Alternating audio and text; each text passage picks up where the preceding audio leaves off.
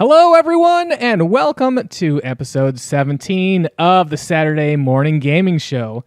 It is April 17th, 2020, and I am your co-host, the Fat Wizard, joined today by... Alamaxia. And Lobos. And today we're playing Ecco the Dolphin for the Sega Genesis, and this was released in 1992. And a couple of first thoughts I had on this is... I kind of feel like this is the Citizen Kane of video games, and let me explain why. So I watched Citizen Kane a couple years back because it's one of those where it's like everyone needs to see Citizen Kane, and when you watch it, it's not a great movie, but you have a much better appreciation for the media at the time. And so I felt that the same way about Ecco, and I wanted to get your guys' thoughts because I felt this was something that really helped me understand the Sega library a bit more, but I didn't feel like it was a super great game. What did you guys think? Overall, I thought the game, it suffered from the controls a lot. It was really difficult to control Ecco and try to get him to go exactly where you wanted him to go. And the difficulty was... it was there at the beginning. The middle game was kind of quick. The middle game just went by really quick, and then at the very end, it just got insane hard. But Lobos, what did you think? I kind of enjoyed it. You know, it started off, and it almost had, I felt like kind of an educational feel to it. I was like, oh yeah, you know, I'm saving pods of dolphins and swimming around and eating fish and I can use my sonar, and it's super cool. And then, like, the midpoint, it's like, now all this crazy stuff happens, and you're like, oh, okay. And then you just have to, you know, throw all inhibitions out. Just be like, okay, whatever you want to do, just do it. Just do it, man. All logic goes out the window. Yeah. So let's talk a little bit about what you do in this game. So you start out in the game, and you're in the very first level, which is called Home Bay. And it's a very cool, you know, kind of low-key level. You're just kind of swimming around. There's other dolphins, and you can use your sonar. And you use the sonar to talk. So it's like if you hit another dolphin with your sonar, a little dialogue screen will come up and say, "Hey, Ecco, how you doing?" And one of the dolphins says, "How high can you fly?" Did you guys find that? Mm-hmm. Yeah. And so that's a key that you should jump up in the air as high as you can. And when you do, this huge vortex like sucks everything out of the sea, but leaves you for some reason. And so much of the game is really focused around. So once you get that little story bit, a lot of the game is focused around just trying to figure out how to get out of the level. And often it would be there's a gate that is sort of sealed by this crystal, and the crystal you can eventually move out of the way if you go find another crystal which unlocks it. So a lot of the game is really just kind of navigating these maze-like areas and finding these gate crystals to unlock these other gates which will allow you to progress. And honestly, that's majority of the 26 levels here. And so you kind of get into a rhythm once you get the hang of the game. You're like, okay, I see how to play this. But for me, when I started, it was a little bit of a challenge to be like, what exactly is this game, right? Because it's not really like any other game I had played. Yeah.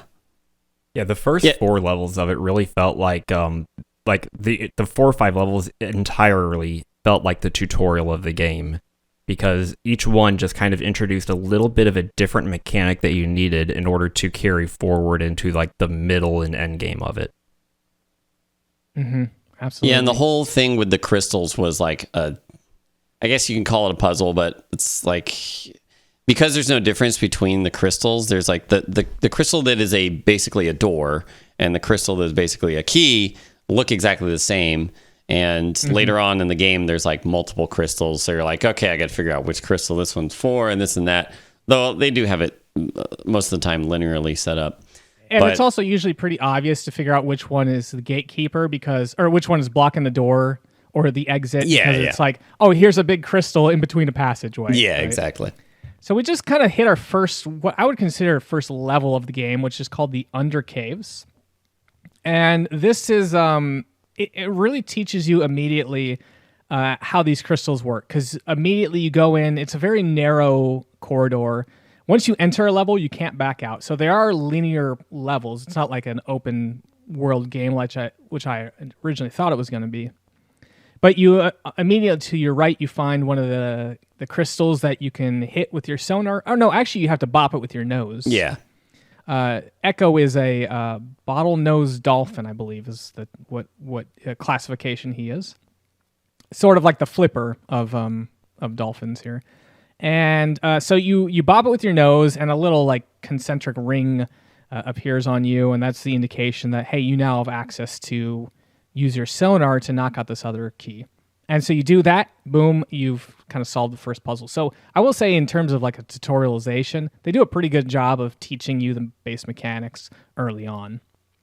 Yeah, and Ecco has some base stats, which is basically just health and then breath. And you do need to keep finding spots where you can pop up and refill your oxygen. And they teach you that pretty quickly. Also, well, I guess you don't necessarily figure that out. You could think something invisible is killing you, but there's a lot of sections that's just like, you're kind of trapped, and if you don't get oxygen soon enough, you die really quickly. So, yeah, in many ways, that reminded me of the old Sonic water levels. Where you're underwater and trying to get the breath, and that song that comes on, it's like dun dun dun dun dun, yeah. dun, dun, dun, dun, dun.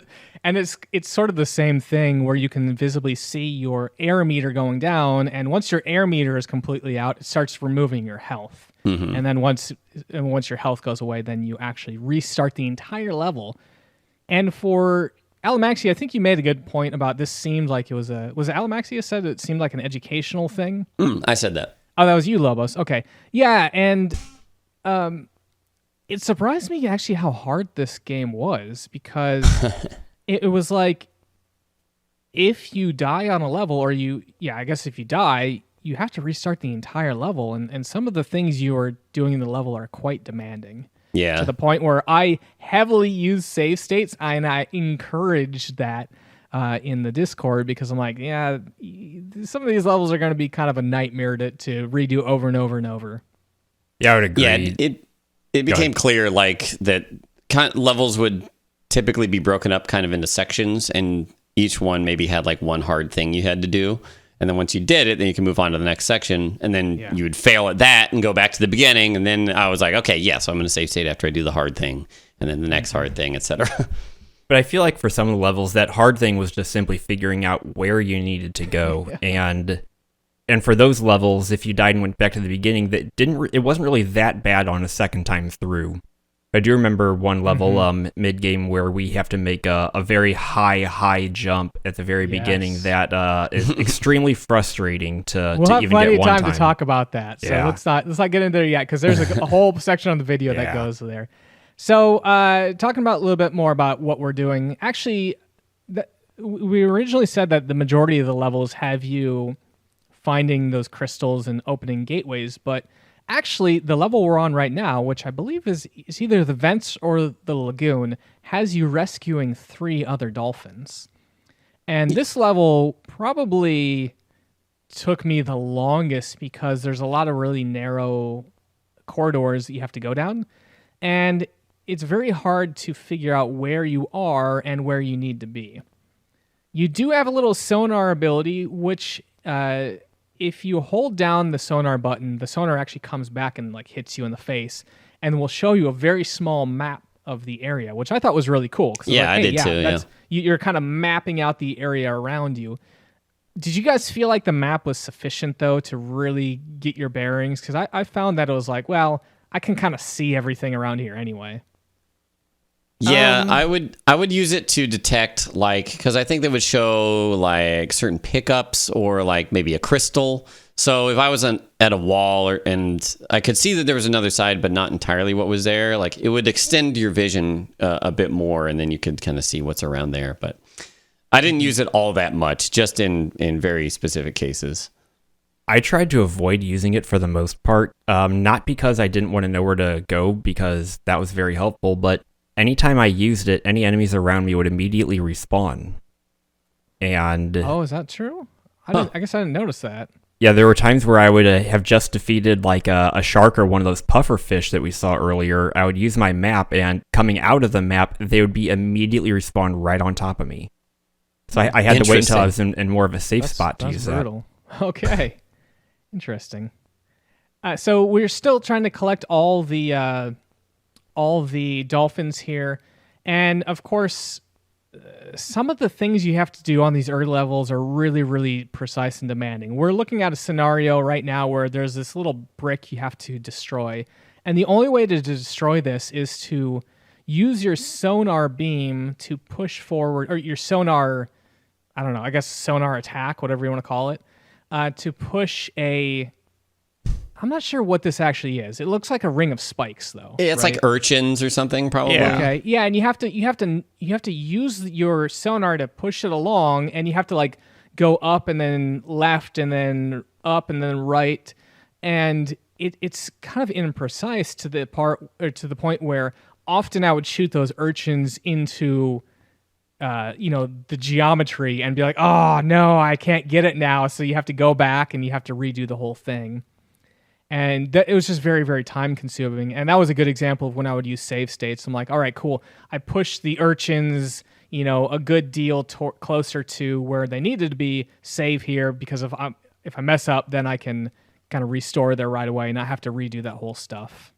But along the way, you even had the obstacle of an octopus that they give you a hint in the earlier level, swim by him slowly, and you don't realize how slowly you really have to go. You do.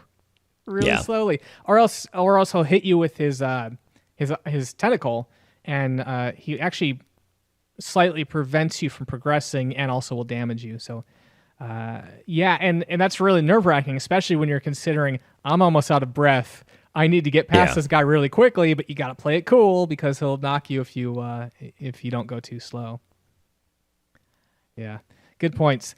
Some other obstacles we're dealing with here there's some shells that are spiked, and you have to. It took me actually quite a while to figure out how to progress past one of the areas, because there's an area early on. I think it was in the second level, the undercaves, where there's a bunch of shells that are blocking path, and I spent forever trying to figure out like, how do I get past these? Do I use my sonar things? No, you actually have a dash button. And so the dash button does a couple things. One, it'll damage/destroy enemies. It will also damage/destroy like those shells we talked about. And the third thing that it really does is it will allow you to eat these little tiny fish if you come into contact with them. And those are how you actually heal up for the most part. Yeah, that level you're talking about with the spikes that you have to destroy the first time, there's also another passage above that has like this water current that like won't let you swim past it. But I managed to do that like 2 or 3 times, so I thought that's just how you were supposed to do that part. Oh, so you managed to get down past the current? Yeah, I don't know why. Glitch maybe? Okay. I don't know. But I did that, and then at some point I just couldn't do it anymore, and I was like, what happened? And it took me forever. I actually had to look up, and then they were like, oh yeah, just break these with your snout. And I was like, oh my gosh, okay. I think I ended up just hitting the button out of frustration and bopped one with my nose and went, oh, that's how you do it. We're still early enough in this video that I haven't realized that you actually swim faster by mashing on the A button. I thought you just hold down the A button to swim fast. And so those rapids that you're talking about, I haven't figured out how to actually get past those. Later on, I figure out like, oh, you actually have to mash on the A button quite quickly, and then you kind of go a lot quicker. Yeah, and I feel like also whenever you're hitting the A button, it gives you a little bit more maneuverability with Ecco. Like he was a little bit more responsive to your controls. Mm-hmm. Yeah. Now we're on Ridgewater, and I think this is the first level. They might have introduced this enemy a little bit before, but it's the crab enemy. The crab enemy will just hang out on walls, usually in a place that you can't actually get to, like they're in the geometry, and they'll come at you and just damage you, and they were really annoying to have to deal with. And as we see, we're trying to navigate down these very narrow corridors. There's kind of a maze-like of corridors, and they're just all over the place. And it's like, oh, come on, crabs, please stop trying to eat Ecco for dinner here. Yeah, and when you try to attack something, it's kind of annoying because you press the charge button, and then Ecco has to like pull back a bit, and then he charges forward. And so if something's coming at you and you hit it just not early enough, then Ecco will take so much time that the thing you'll charge past it and not hit it and still take damage from it. And it can be kind of frustrating if you're trying to kill things. Yeah, often though, if there was a straightaway, I would just keep smashing on the dash button, and more often than not, I would dash into an enemy and then immediately dash into another enemy, and so you can kind of just like, I'm just gonna mash on the button and get through this place safely. Yeah. One thing that was kind of annoying. Sorry, go ahead. I was gonna say, even if you don't kill the enemy on the first hit, it makes them flash like transparent for a little bit. You know that you can pass through them safely. Yeah, I was going to say, one thing that I found kind of annoying with the dash is when you are just trying to dash past enemies, you don't necessarily want to hit them. The dash has an auto-aim feature that forces Ecco to go out of line with where you really want to go. Mm-hmm. So in this corridor where we're swimming between all these stingrays, if I just want to go through it really fast, I have to mash that A button. I can't dash. Otherwise, I hit them. I will say, though, maybe it was my excitement for getting the health, but I always felt like trying to dash into the small little fish to eat them to regain health, I would actually miss them so often. Yeah, they move away from you. Around them. Yeah. I had a better time like figuring out where they were and then moving off screen and then charging at them from off screen because I would get too close and they'd move out of the way. And Now, did you guys find how the little clams that you could use your Ecco on and they would release the bubbles to heal you instead? So you had two ways to heal yourself there. I think some of them would shoot out fire bubbles though, right? And they have the red bubbles. Yeah. The red bubbles. So I kind of just I didn't really use them that much because I'm like, I don't know if it's a red bubble or blue bubble, but it's scary. So I think the first level where you rescue dolphins, maybe the first or the second, I rescued like 2 out of 3, and then I found the exit, and I was like, okay. And then I was like, wait a minute, and I looked up just in case, and if you rescue all 3, then you get an ability that upgrades your sonar, and I was like, oh. So I don't know if they offer a way to get it later, but potentially if you don't do that, then you miss out on stuff, like for the rest of the game. I don't know. I think the sonar that you get is what's called the Confuse sonar, and that allows you to use your sonar on the sharks or the hungry ones, and it basically makes them spin in place for a quick second for you to swim by them. But I don't think it locks you out of any content. There's also something called a damage sonar, and I didn't know how to do this. I think I rescued all 3 dolphins, but didn't figure out how to use this ability. Because apparently you're supposed to first dash, but right as you're about to attack, you hit the sonar button, and then it will damage enemies. Yeah, so yes, weird. there is a confuse sonar as well, but there's also a damage one. So having a damage sonar would have been really great. Especially I never used that. Which is open ocean, which this one's interesting because this is just a straight shot. There's just a bunch of sharks, and you have to just go from the left to the right, and there's tons of sharks. And to the point where I was wondering, like, is there something I'm supposed to be doing? Because I feel like I've been going to the right here for a long time. Yeah, that was the level that kind of was a dead giveaway of, okay, some of these levels are literally just going to be, I guess, traveling levels.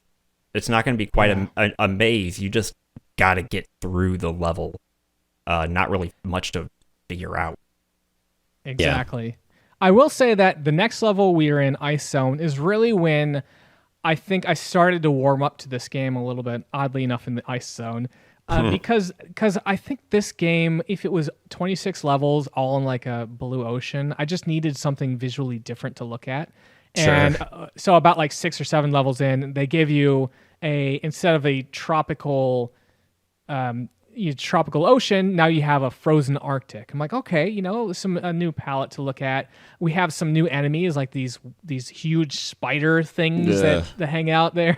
Spider crabs, yeah, man, they're terrifying. Don't they are spider crabs? And I do want to talk real quick about why we're in the Arctic, because if you're going through the levels and you there's this NPC that you'll find in the early levels. He's the killer whale, and you talk to him, they call him a Big Blue, right? Well, no, this is he's the not orca. Big Blue. The orca, he's the one that says Big Blue is to the north, and then another one's like he's really far to the north. So we've traveled so far north that everything is ice. We have frozen water all around us, and we're trying to find whoever Big Blue is, because Ecco doesn't know what happened to his pod, and he's just going around effectively asking everyone he can, hey, do you know where my family is? Yeah. He's a poor little kid in the supermarket trying to find his parents. Yeah. They do also mention that Ecco has, I believe it's 5 stars on his forehead, which makes him look a little unique compared to the other the other dolphins. Now here we're seeing a sequence where I thought this was a lot of fun. Often what you do in Ecco is you have a little, we'll call it like a pond, so a very localized area you can swim in, but then you can jump out of the water over some terrain and into another little pond. And this is kind of cool because with it being icy, you actually kind of like belly slide on the ice there. And I always thought that was kind of cool. Yeah, I like doing that a lot. And especially after I figured out you could jump while sliding and jump over like the next gap so you don't go down into the water there. It was fun. Mm-hmm. Yeah, so we just finished up Ice Zone. Now we're in a level called Hard Water. And Hard Water introduces some blocks of ice that actually move around, and if those blocks of ice kind of catch you on terrain, like squish you, it'll instant kill you. And as we see right now, there is one section in this level where there's just ice that's going there's probably like 8 ice blocks, and they're all just going like chaotic movements. And I definitely got caught a couple times in between these blocks. Did you guys have any trouble with those? I definitely got killed quite a few times.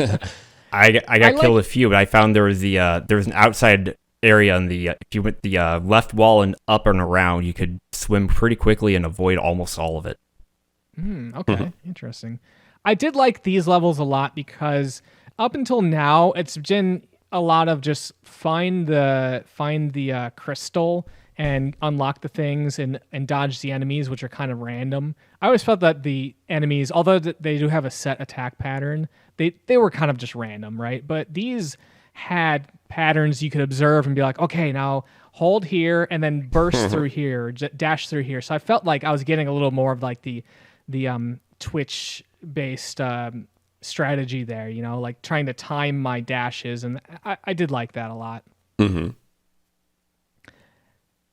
Now, we are just about done with this level because we have to... At the end of the level is that those like a bunch of ice blocks that are all moving together, and once you get the keystone, you're able to finally get back through there and go on to the next level, which is called Cold Water. Of course, we're actually coming up pretty quickly on finding Big Blue. I believe he's in this level. I guess we'll find out fairly quickly, though. And this is one that, Lobos, you were talking about where you will need to jump over spikes. So you'll be like on your belly sliding across the ice. And there's also spikes that are on the ground. So you have to like kind of slide, jump to hit the open patches of water that you need to go into. Yeah. I think if you hit them, it knocks you the other way. So you have to, otherwise your and progress is wrecked. I definitely ping-ponged a couple times in between 2 spikes.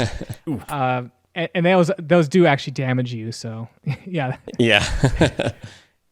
Yeah. This level had one of the more frustrating parts, which was what you were just doing, which is this column of water with an opening at the top, but there's this current that's pushing down. And what you have to do is just get up there and then jump to the left or the right. But getting him to, I don't know if you guys found a better way to do it, but I would just get up there constantly, and as he'd reach the top, I would get a jump off, but it would just go straight up, and I couldn't. You can't move in midair. It's very hard because you basically have to angle your jump. As far as I could tell, you have to angle your jump before you actually breach the water. But of course, because this was so narrow, if you angle too quickly, you're just going to hit a wall. Yeah. So yeah, definitely spent some time trying to get up there. All right, cool. Now, we actually did find Big Blue. He was this huge... You guys said he was an orca whale? Is that no, right? this is a blue whale. Oh, blue whale. Yeah, he's absolutely huge. He's probably, I'd say 20 times the size of Ecco, maybe? And I actually couldn't figure out how to talk to him because I'm just like shooting my sonar all over. But you have to shoot the sonar in his eye. That's how blue whales talk, man. Did you guys figure? Oh, but he is breathing out, and I was like, oh, can I breathe the air he's breathing out? But I don't think you can. I Did you tried guys breathing. Figure out how to talk to this guy? No, that's interesting. Like you shot it at his eye here, but I guess it just barely missed. But there you go. I didn't really have any problems. Yeah, and so he basically says, hey, you're brave to come see me. Sorry about your pod. I'm going to help you. What else does he say here? Oh, yeah, he says we know there's these violent storms that occur every 500 years. And then when they happen, all traces of life vanish. But he doesn't know why that occurs. And he's like, hey, don't give up. There is one older and wiser than I. And you're like, oh, okay, really? Great. And it's called the asterite. Yeah. And he calls it the oldest life form of the sea. He doesn't really say what it looks like, though. Mm-hmm. So and it's kind of a surprising thing when you actually get to it. You're like, oh, that's the asterite? That's kind of weird. And it says, hey, if you can talk to it, then maybe it'll be able to help you. And it says, and Big Blue says, hey, it's going to be inside of the deep water zone, I believe, which is actually the next level. So we have a mission. We have our next mission, which is get to the deep water. Yeah, and I feel like at this point, like the thing of a storm every 500 years that carries off a bunch of animals is weird and suspect, but everything's still kind of normal up to this point. Okay, now let me ask you an honest question. How many thought that there was going to be aliens involved the minute that they saw that little vortex thing? Because I was like, it's aliens. That's got to be aliens. There's nothing else that it could be. It's got to be aliens. The sound effects for it definitely led me to think alien. Yeah. And that's one of the reasons I was really interested in Ecco is I wanted to see if this goes in a place where it's like, okay, you start out in the ocean, but then it goes crazy and you're starting to explore like outer space and stuff. Yeah. It doesn't go quite that far. But I think we get some cool rewards a little bit later on.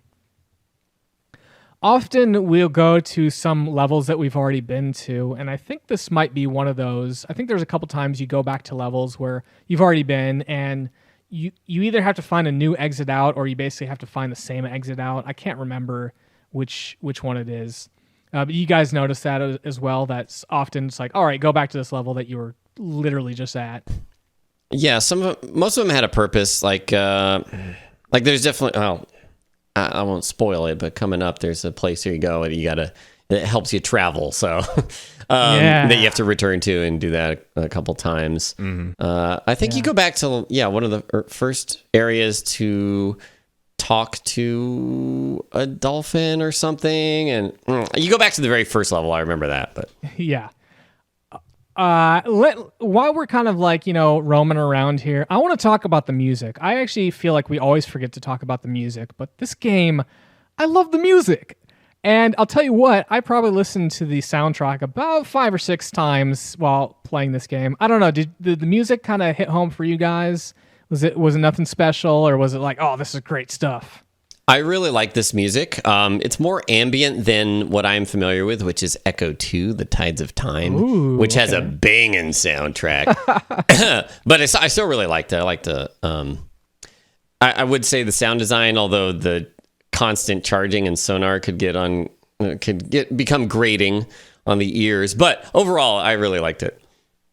The music was nice. After spending about 4 hours in the first few levels, though, the music in those got a little on my nerves, and I fumbled my way into figuring out how to turn off the music. You can actually toggle it on and off.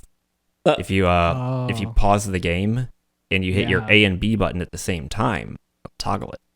Oh, interesting. Oh, interesting. They knew that. They were like, okay, people are going to be stuck here, so let's give them a break. I think I found that also, and I was like, who wants to turn off the music? I'll leave that on.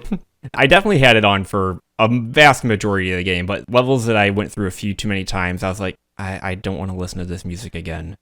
They definitely have themes, like you'll hear and identify certain types of music with like, all right, I'm out in the kind of the ocean here, what's more spread out, or the undercaves where there's a bunch of narrow chasms. They definitely had distinguishing music, which I appreciated. And to the point where when I was listening to the OST on YouTube, I was like, oh yeah, I'm out in the ocean just kind of swimming along the fish, and this is really great. So maybe I was the only one that really appreciated this music, but it's good. If people haven't listened to it, they might want to give it a listen because I thought it was very relaxing. Yeah. Now we are on we're on deep water, and this is roughly halfway through the game, I'd say. And we just found Asterix. Or is that his name? The Asterite. Asterite. Mm-hmm. Yeah, so really this looks like a DNA sequence, but they're like little balls that are orbiting, as opposed to like, you imagine a DNA thing being like these ladder type things that are circling. These are just like little balls that are circling in a pattern there. So what he says is basically, hey, I can help you if you help me. And you must go travel into the past to help him regain his full strength. And I'm like, yes, that's what I'm looking for in this game. And he says, go to the west, and there's a sunken city called Atlantis. And I was like, all right, cool. I hope that Atlantis is really, really crazy. And essentially, you get there, and well, actually, before you get there, you have to find a time travel machine. I was like, oh, okay, this is really cool, because I was hoping for that sci-fi flair on this. So we're going to get to the teleporter machine in just a bit here. But were you guys excited about the idea of going to Atlantis? That was pretty sweet. And whenever he was like, and you're going to travel time, I was like, and this game just got weird. Yeah, this is the point where it starts. It's still not like, I don't know. It's like, okay, time travel, all right, fine. But then it gets even more weird later. Also, he just asks you to go find one of his globes, and you're like, oh, okay.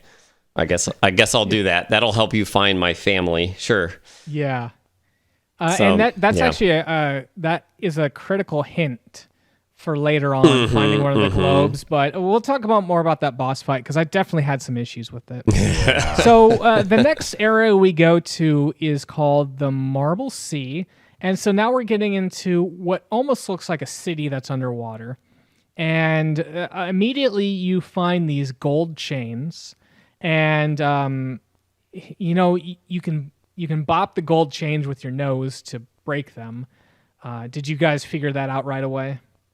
Yeah, I think one of the earlier levels had chains that you could bop, but then there were other chains that you couldn't bop. I think you needed or maybe it was this level actually. Yeah, so there's gray chains, which you need a little box that it looks like chains on them. Mm-hmm. No, not chains. They I don't know what they look like. They look like C's, like the letter C. Yeah, like characters. Anyway, you push the that block into the gray chains, and that breaks the gray chains. I didn't make that association immediately that gold chains you can use your nose, and gray you have to use the block. So there's a part a little bit later that I get stuck, a little bit confused. But I gotta say the level here is refreshing, and just again the palette change is a much needed departure from the other stuff that we were playing before. It just really, I think, breathes life into what essentially is an exploration game. Having a unique tile set, I think, is paramount to keeping my interest, at least. And I love the level design in this area because of just not only say the tile set, but the different challenges that they introduce. Like they have some switches that you have to sing to a crystal, and it says access granted, and then I guess that opened up something somewhere, and you have to go find it. Yeah. So it added that sense of urgency to the exploration. Exactly. Mm-hmm. Here on a part that I was thoroughly confused, because you find this little statue that looks like I don't know, it's like an Apollo or Poseidon statue in stone, and if you hit it, you get this little circle, like blue star thing that orbits you. Mm-hmm. And it kind of looks like we were talking about those urchins before. I was like, okay, so what I need to do is I have to hit this thing to get the little stars to circle me. And then I have to race all the way across the other side of this level and use that to kill the gray chains, right? And so every single time I did it, I was like a fraction of a second just away from hitting it, because eventually the little things orbiting you will go away.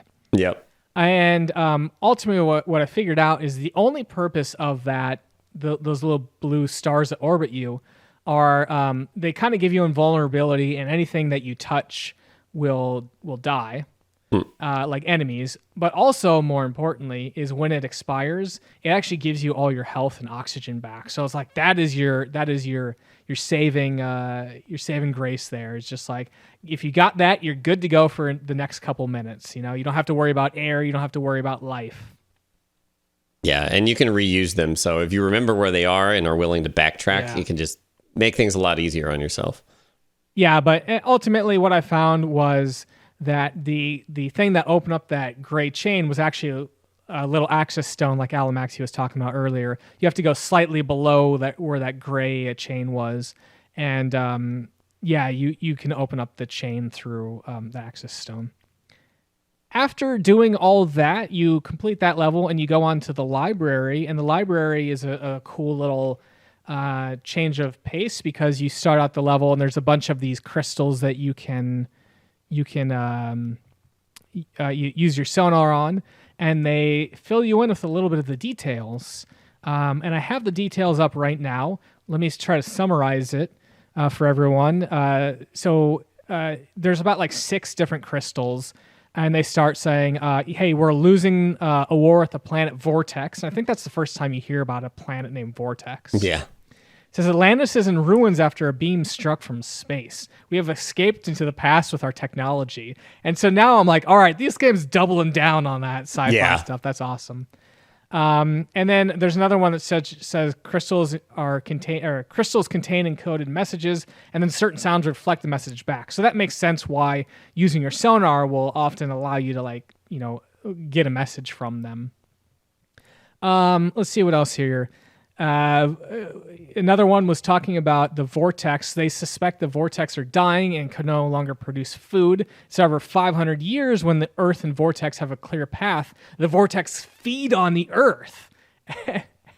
And it says it actually increases in size. And so I was like, oh man, this is really cool that they have this explanation for why the vortex are consuming basically Ecco's family. Yeah, and they keep eating more and more every time, so it's just more and more sea life gone, or more, potentially more than sea life.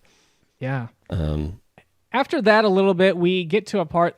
This was a nightmare for me, because there's another one of these places. There's about 5 gray chains, and so at this point, we know that the gray chains can be destroyed by using those little blocks, But there is a block, but it is about there's like these little wells. So there's about 4 or 5 wells in between where the block is and where the gray chains are. And what you have to do is you have to push the block into one of the wells, and then it'll hit the bottom. And then you have to go to the bottom and nose the block up the well and then off to the side a little bit. And you have to do it 5 times. And the controls aren't super precise. It's not really easy to get to the bottom of a block and lift it above you. Did you guys have issues with that at all? Yeah, I totally did. Yeah, that took me a while, and then I eventually looked it up, because I tried to lift it as much as I could, and I was like, it doesn't seem like I can do this, and I can't charge it across the gaps. Yeah. And even though I could, it would slide into the next pit. You're like, am I doing the right thing? But the thing I was using, you probably are using as well, it gave a good tip where you you hold down, you scoop once, and then you scoop a second time after you've scooped, and then it would hold it, and that worked fine. But so what I did, so I'd go to the very bottom, and I'd nose it up a little bit, and then immediately go to the bottom again, and then you kind of have a good grasp on your nose. Yeah. The way I found to do it was I had to push it all the way to the left, then push it all the way to the right, and then if I went down under it and pushed it up, it would stay on my nose. But if I didn't do that, I could not keep that thing on my nose to save my life. I probably went through about 30 or 40 attempts on that area just to get it through. That was the most brutal part of the game for me. Oh no. Yeah, jeez. There are definitely some sections in this game, that being one of them, where I looked at a guide. I'm like, I want to make sure I'm doing the right thing here because this seems a little more difficult than it should be. And there's one part, we haven't got to it yet, so I don't want to spoil it yet. Lobos, you kind of already talked about it, but where I looked up a guide, I'm like, all right, let's make sure that this is what I'm supposed to be doing here. So let's see. We are all in the City of Forever now, which is, again, the last city in Atlantis. And I thought I had this section with the teleporter on this, but I guess not. But I do have the section on the teleporter later on. So we'll talk about that teleporter when we get to it on the second part. And this City for Forever has we've seen this a couple times where there's like a draft that's pulling you upwards and you want to go down, and occasionally there'll be a little block and you can push that block to block the current. And then as long as the block is like going downwards, you can swim behind the block and it will make it so the draft doesn't affect you. And I thought that was kind of cool. Yeah, it was cool. Although the blocks, when they first introduced that, I could not see them at all. So like it took me forever, and I accidentally pushed it at some point when I was swimming around, and I was like, what was that? And then I saw it fall down, and I was like, oh, okay, I'll try that. Where did it come from? But then, Yeah, and it's not like if you think about Mario, they'll usually have like a dispenser, or it's like here's a clear pipe that this thing is coming from. In Ecco, it's like if the block goes away and you need to use it, it actually just kind of like respawns after some time. Now here's a funny bit that I forgot that you could use the gold, or you could hit the gold chains with your nose. So I find a chain. I'm like, okay, I need one of those little blocks, and I happen to find a block on the way other side of this level. And so what I'm trying to do is I moved it up to the top of the level. I pushed it all the way to the right side, and now I'm trying to get the block up this hill, which is not working at all.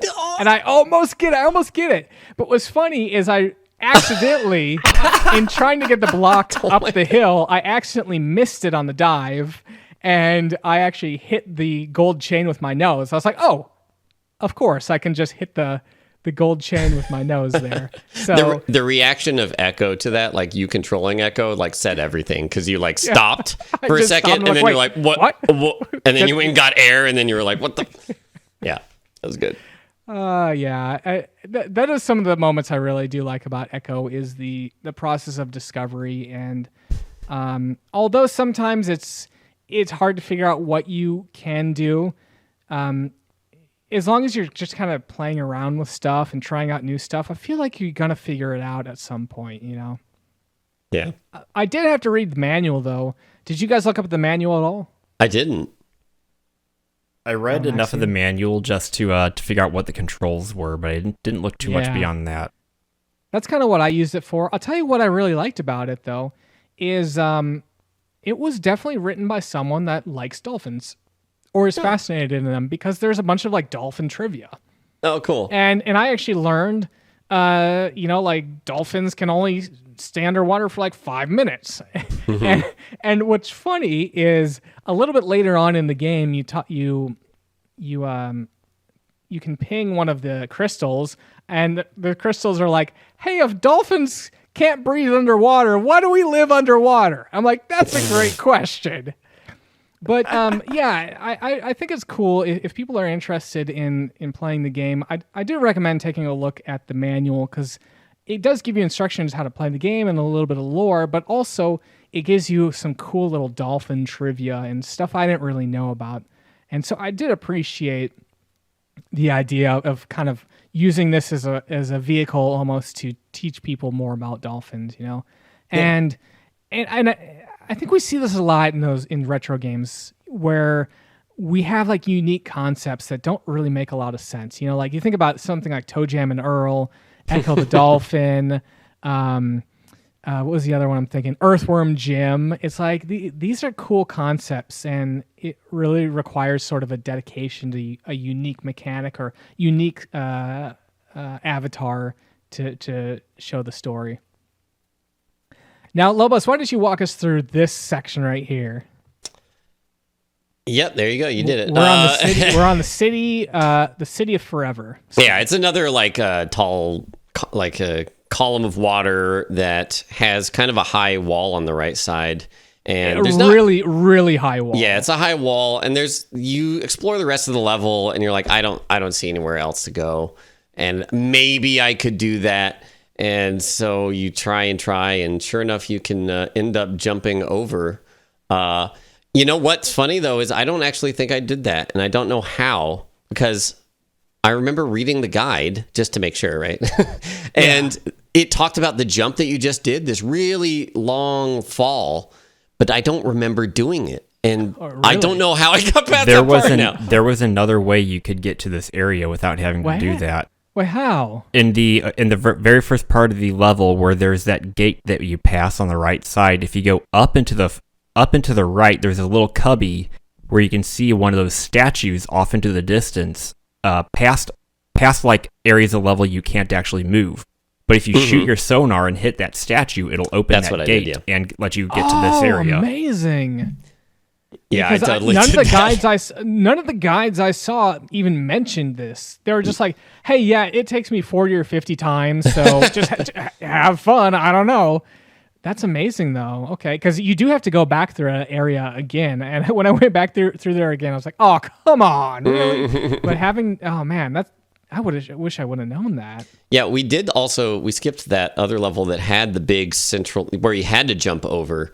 And that, I feel like, I don't know if you guys like nailed the mechanics, but the best to get like a huge jump with Ecco out of the water, the best I could find was just to circle around underwater and then basically clockwise circle and then come up if you're going to the right.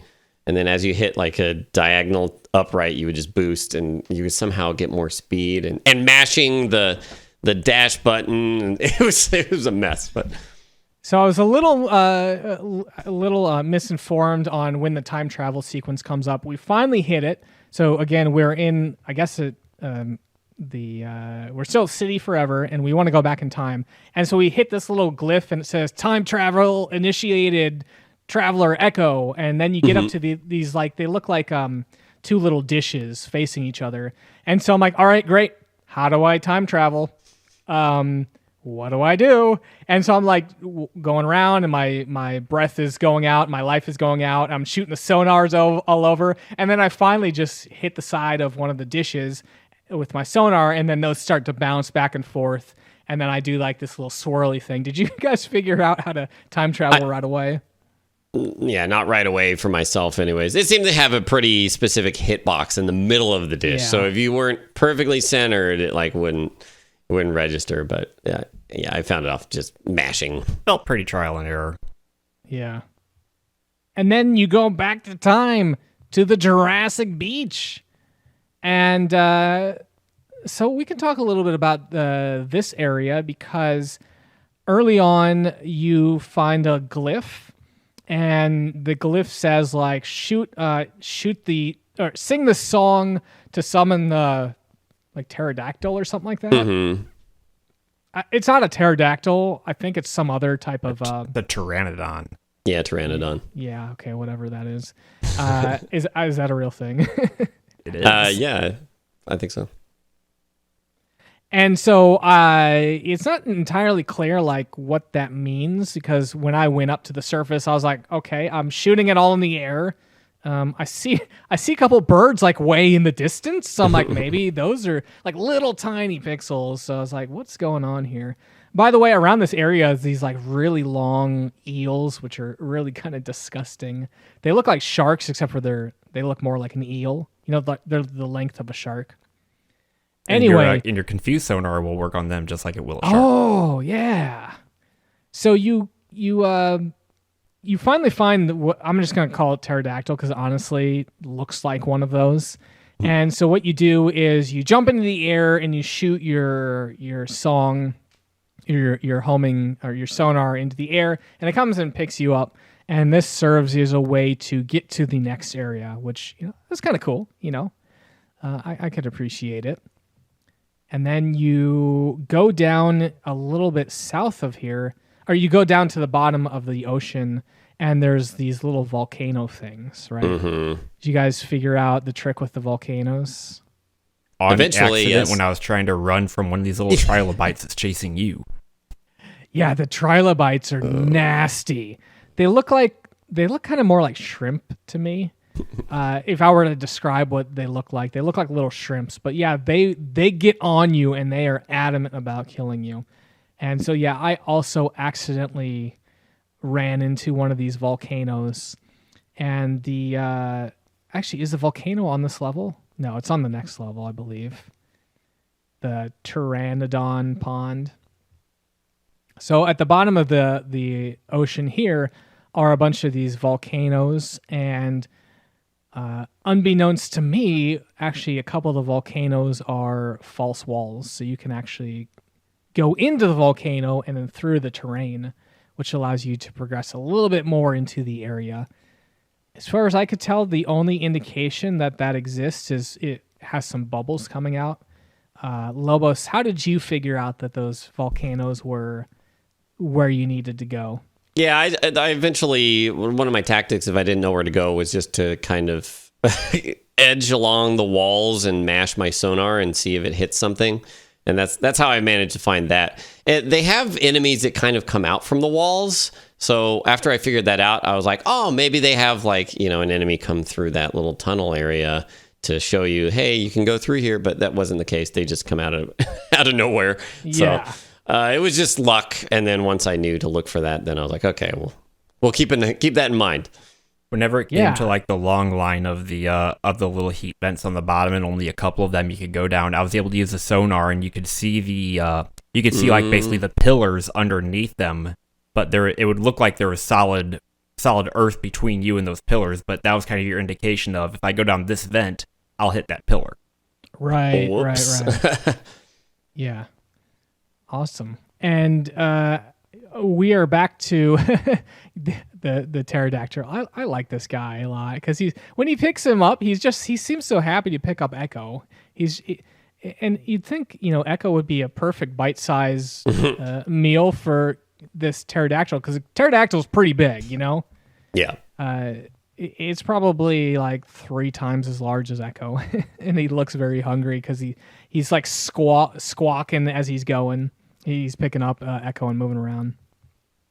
Now, the next level is Origin Beach, and I think that we're introduced to a new enemy, which is, it looks like a seashell, but it has some tentacles coming out. And they actually that is a shelled squid. A shelled squid. Well, there's actually 2 types of enemies that have these. There's one that moves from side to side, which we're seeing right now. And then there's one that look more like conch shells, and they have tentacles coming out there.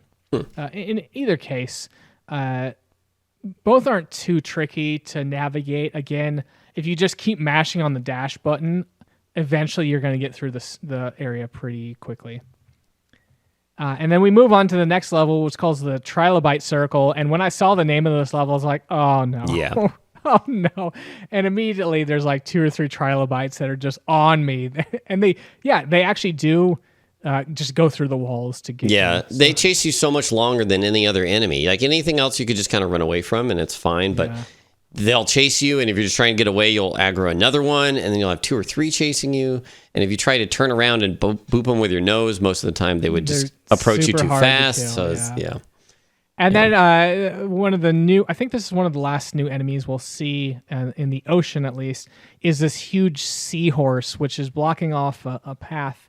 And I don't know if you can kill it. I never was able to. But yeah, I did. Yeah. Ooh, okay. I managed to just kind of like skirt alongside the wall and get through it. But every time I hit it, it's shooting out like 4 little mini seahorses from it. And so it was just like, oh, come on, just let me through. Eventually I got through. And I think one of the saving graces for me there is anytime I found one of those, we were talking earlier about those glyphs you could hit that would give you this invulnerability. Those were great because you could just pass through the seahorse with those. And then at the end of the level, you actually jump into the sky, which I wasn't quite sure like how that works? Oh yeah, because they never had that as an exit before, and I don't know, maybe you get grabbed by a pteranodon and taken somewhere else, but yeah, they don't really give you an exit, and you're like, what are you doing? What are we doing here? And I usually jump up just to check out like the walls on the sides, and then it ended the level, and I was like, oh, okay. It's worth noting that there's really no indication of where exits are in the game, and often, actually not often, but occasionally the exit will just be like through a wall. Yeah. And so, and you just... I will say, if you use your sonar near an exit, you'll see arrows pointing, really? indicating that this is the exit and that's the direction that you want to be pointing. But the exits even had like their own hit box that you had to hit that box to hit the exit. Like you couldn't just go to the very edge of it. You had to swim back a little bit. Yeah. So we hit our first of 2 bosses in the game. The Asterite. Raise of hands. Who had to look up how to defeat this boss? I did. Me. I had the right idea and just looked it up to make sure that that's what you had to do, because I didn't want to spend a bunch of time trying to do it. So, okay, why don't you walk us through what you have to do, Lobos, and tell us how you figured out how you had to do this. Well, like you said, it's like a double helix of these orbs that just kind of spins around, twirls around itself. And it's made up of different colored orbs. There's like brown, orange, blue, and like gray or something like that. And it shoots lightning at you eventually, which deals a ton of damage. And if you run into it, it deals damage. And the sonar doesn't seem to do anything to it that I noticed. So if you charge it with your nose and boop it, whatever you hit, whichever orb you hit will start flashing. Will be like flashing transparent. And it stays that way. And if you hit another orb, maybe it'll stay on or maybe it'll turn off. And I noticed that if you hit 2 of the same color, then they'll both remain flashing. So I was like, okay, all right, I'll keep hitting the ones of the same color. The guide that I saw said it had to be a specific color. Maybe that's not the case. No, I was doing it with different ones depending on my attempt. Okay, because the guide that I said you had to hit the same color as Ecco's nose. I was like, okay, what, gray, I guess? But that's interesting. So that maybe that's a little bit easier than I thought it was, because I was like, how were you supposed to know it was just the gray orbs? Oh. Interesting. Okay. Yeah, but after you hit 4 of those orbs, then he just kind of, in a row, without hitting other ones, because that interrupts it. Then the big double helix thing just kind of crumbles down. Good time to use save states, right? Hit the first orb, save state. Second orb, save state. Yep. After that, you go back to Asterite, and he's like, "Hey, great, thank you for making me whole again." And he teleports you back to before the vortex suck up your pod, and he's like, "Hey."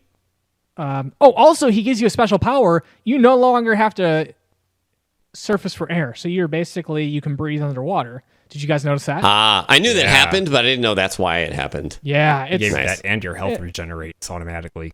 Oh yeah, and those are great things, because you're gonna need it in the next couple levels here.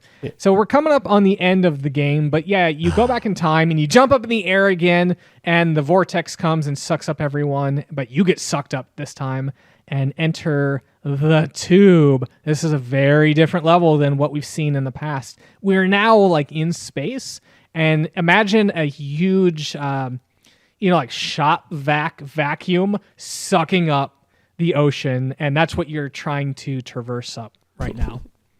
And it's a big auto-scroller level, which I don't think they did auto-scrollers up to this point. But it's in-game, and it's going to be hard, so I think all the rest of the levels are auto-scrollers. It is pretty hard. And again, I use save states a little bit here. I wanted to get the challenge of kind of learning the auto-scroller level, because I think that's where part of the fun comes in. But at the same time, I'm like, the auto-scroller level is actually kind of long, so I don't want to spend so long. This first one, it keeps increasing in speed, how fast the level scrolls by, and it's kind of repeating sort of a pattern, but pretty much what you did there, I was just slightly off center, and I stood in one spot and just mashed my sonar, and if you got hit, you would regen health enough in time, and then you would make it through. And I was actually running into, because there's these little lightning things on the wall, and I was like trying to run into them, because I'm like, is there something I need to do to progress the level? Do I need to like damage this thing? Because I was sitting in the middle and nothing was touching me, but I didn't feel like it was progressing. So after you actually complete that, you go into the penultimate level here, which is called Welcome to the Machine. This is another thing that I use save states a little bit, but I wanted to kind of memorize the levels because this actually was probably the most fun I had in the game. I don't know what you guys thought. Oh, nice. This was a really fun level. I had a lot of fun with it. I have a thing for auto-scrolling levels. I've always liked them.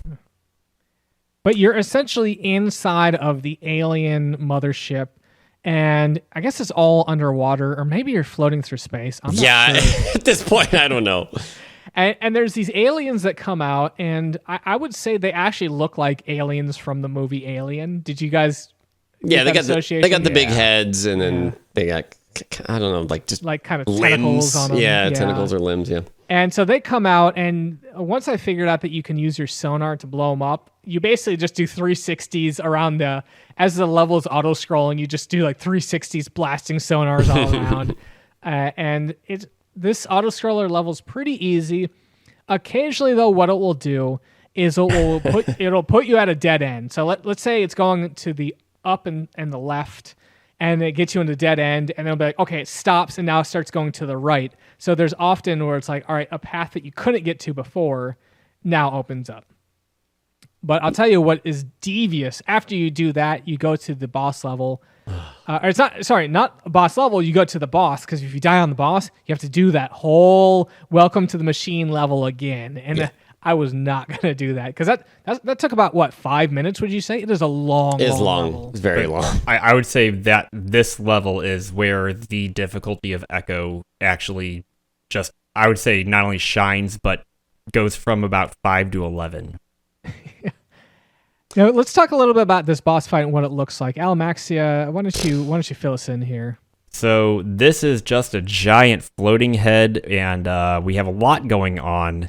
Around the room, we have a whole bunch of holes in the wall, and there's going to be some toxic smoke that pops out of the walls and just tries to hit Ecco. You can dodge that pretty easily. Early in the level, there's going to be some more of those aliens spawning, but the biggest thing is that this big-ass head has 2 eyes. Sorry, this big head has 2 eyes. And you need to shoot your sonar at the eyes in order to pop them out of its head. But every time you hit it, a whole bunch of little black balls come out that you have to try to dodge, and they do a lot of damage. Which normally you would think, oh, I can regen health. Well, regen is turned off for this boss fight. Yeah, conveniently. It's like, oh, come on. Now, I did find that you could kind of stay off screen and actually plink the eyes with the carefully placed sonar. So I was able to do that. Okay. But even sitting still too long in that part, you would have those aliens creeping up on you, so you couldn't sit still. But after you got those eyes down, you went after its jaw, which it would constantly try to suck you up, and you'd feel these jellyfish in the room get sucked in, and you just had to time a dash just right to hit it in the jaw a whole bunch of times. And I think it's after you knock the jaw off twice, then you could do then you can actually damage the head itself. Yeah, 2 more hits to the head, and he blows up. And actually, what you see is all the sea life kind of spiral out from this alien head, and all the dolphins kind of come out, and they go back down the tube that you just came in.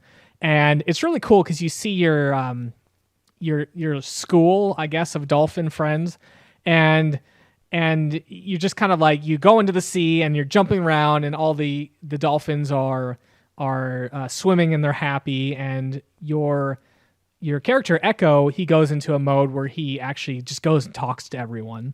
And at this point, you don't have control. It's sort of a cutscene, and you're basically talking to all your family that you saved, and they're saying, "Hey, great job, Ecco. We're gonna remember you forever. We're gonna remember you forever. You're a hero. You saved us. Good job."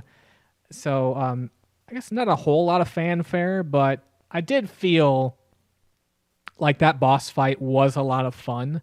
I'll tell you what, though.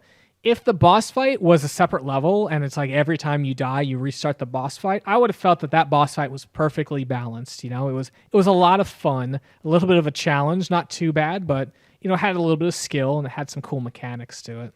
Yeah, I liked it overall. The only problem I had was that if he sucked you up, that was 1 hit. And if one of those individual smaller aliens kind of got on top of you, you were pretty much 1 hit. So, and without the regenning health, it's like, if they considering they combined it with the level, they could have at least left that regen, because you regen, but if you get in a bad situation, you'll still get taken out. But what's really funny is just before we end it, a little factoid about just that difficulty is that the developer of the game put out a little factoid in 2012 that said I was paranoid about game rentals and kids beating the game over the weekend, so I made it hard. So a little background about why it might be hard. He just wanted to make sure that kids didn't beat it right away. Yeah, and definitely took me some time, even with save states. So yeah, I guess to kind of close out my feelings here, I did have some enjoyment with the game. I don't think I'd be interested in doing the sequels of Ecco, although I really appreciate what it tried to do and what it did, and I'm glad that I played it. Do you guys have any closing thoughts on Ecco the Dolphin? I'll say it's a really good thing that the city of Atlantis designed everything for a dolphin in order to save the world, because that's unless it was a city of dolphins, I don't know. Well, remember it was a city. It was like 55 million years ago. It was constructed. I think in the lore, whenever you're hitting the crystals, they even say that it was foretold it's made for dolphins. That like it was they kind of predicted it was going to be a dolphin. Yeah, I guess they knew stuff that nobody else did, or they just knew ahead of time. So they looked into the future. Now, I'd be interested. Also, sorry, go ahead. Oh, I was just going to say on the closing note, maybe not play Ecco 2, but check out that soundtrack, man. Ecco 2. I will do that. That's a real good soundtrack. Yeah. Now, I was going to say, I'd be interested to see how you would like the game if you were to play through it. If using the dash and the sonar, because I used that a lot through the whole game, and that's how I was able to kill the trilobites, the spider crabs, and everything. Instead of hitting them with my nose, I was hitting them with sonar, and that made a lot of the game significantly easier. So I feel like just by going through it only hitting it with your nose, that was a challenge mode in and of itself. And one more little bit about power-ups. We didn't mention it. I don't know if you guys noticed, but I think it's the very first pod that you save. If you save all three, you get that sonar confuse upgrade, but you also get something to where enemies don't respawn anymore if you kill them. So you can completely empty out a level and not have to worry about that. I did not get that because the enemies would repopulate if I left the area and came back. All right. Well, awesome. Thanks, folks, for listening. That's gonna wrap up our Ecco the Dolphin episode. And of course, we really wanted to thank our Patreon supporters for supporting this episode. If you like what you hear here and you want to help support us, please head on over to patreon.com/Saturday Morning Gaming Show to learn more. We have some cool things there, including early access to the podcast. And also one of the things we do is we splice together the actual video that the group here watches with the podcast, so you can actually follow along with us to better visualize what we're seeing. So I think that really helps change the experience there. So yeah, we finished Ecco, and I'm pretty bananas about this podcast. What are we going to play next? Pretty bananas? Oh my gosh! Wow, can we do another take on that one, Alamaxia? No, I'm kidding. That's perfect, man. So here's one that actually Alamaxia, I think you kind of suggested, and I have never played this one. Lobos, how about you? Have you played it? I've definitely played it. I think I've beaten it, but it was a very long time ago. Awesome. We're going to be playing Donkey Kong Country for the Super Nintendo. And it's been a hot moment since we played a platformer. I think the last one we did was Yoshi's Island, right, Lobos? Yes, definitely. And so I'm hoping that this one is a fun game to experience there. I looked at a little bit of the videos, and it seems kind of interesting, but we'll see. So, we're going to definitely do that in May. But sadly, we have reached the end credits of this episode, and we all wanted to thank you for listening to us on the podcast. And we do release a new podcast monthly, so be sure to follow and subscribe to the podcast on the iTunes, Google, or whatever your choice your platform is. If you got feedback or just want to send us a message, we'd love to hear from you. Messages at SaturdayMorningGamingShow@gmail.com. Or Follow us on Twitter at SaturdayMGaming. Yeah, and we definitely have the Game of the Year podcasts available. Actually, the day 3 is going to be coming out soon. And so after listening to those, that will be a perfect opportunity for you to shoot us an email saying, you guys were completely wrong about these top 10 games, and this is why. And here's my top 10 list. We certainly would love to hear if you have your top 10 list of 1999.